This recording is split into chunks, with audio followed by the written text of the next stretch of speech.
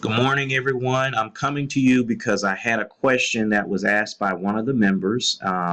So I'm going to answer that question because many of you who have some experience or some knowledge of trading have read some things that need to be clarified. And some of you are going through the modules and have some questions. And one of those questions was regarding something I said in Module 2, which was that you buy a stock as it's rising and you sell a stock that is declining. And so I wanted to make this video to clarify what I meant by that. And here's what I meant by that statement. You buy in uptrends, you sell in downtrends, okay? So the very first thing you need to do is understand what the predominant trend is, okay? That's the first thing you have to do, because the predominant trend could still be up, but the stock could have a temporary decline.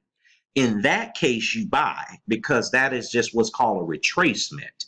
That's just a temporary sell-off that happened in that stock that caused it to fall to a support level, okay? But if that stock is in a downtrend and you're saying, okay, I'm going to buy that stock, you could be buying into a sinking ship. A good example is Snapchat. Snapchat, and I mentioned this in a later module if you haven't gotten to it yet. Snapchat got all the way up to almost $27, $30 a share. Today, Snapchat is trading around $13 a share.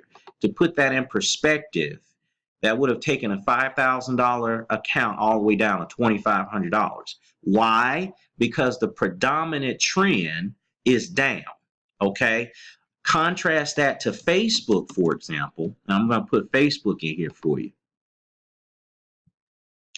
And you can see that Facebook is the predominant trend for Facebook is an uptrend. It's in an uptrend.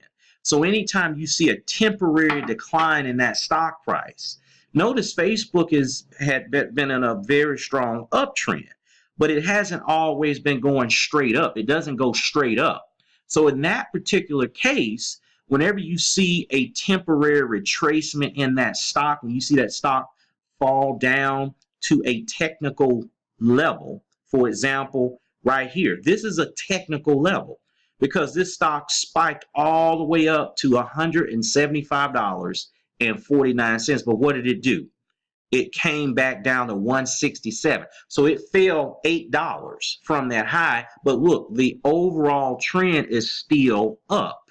So in this particular case, take that, what I said in totality, that you, in an uptrend, you wait on a dip. You wait on a retracement and you buy into that retracement. Once you see one of those candlestick patterns that I talked about in subsequent modules, or some other technical indication that that stock is at a temporary low. Same thing I did when I bought Facebook, okay? But so the very first thing you got to do, identify the predominant trend.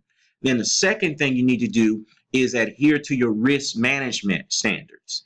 If you're, and I talk about in the modules, that you don't risk any more than 5, maybe 10% tops. So if you have a $5,000 account and you're in a stock trade, let's just ignore options, for example. You're in a stock trade and there's this, intermittent fluctuation in the stock. It goes up, it goes down. It's still in an uptrend, but you have a lot of volatility in that stock.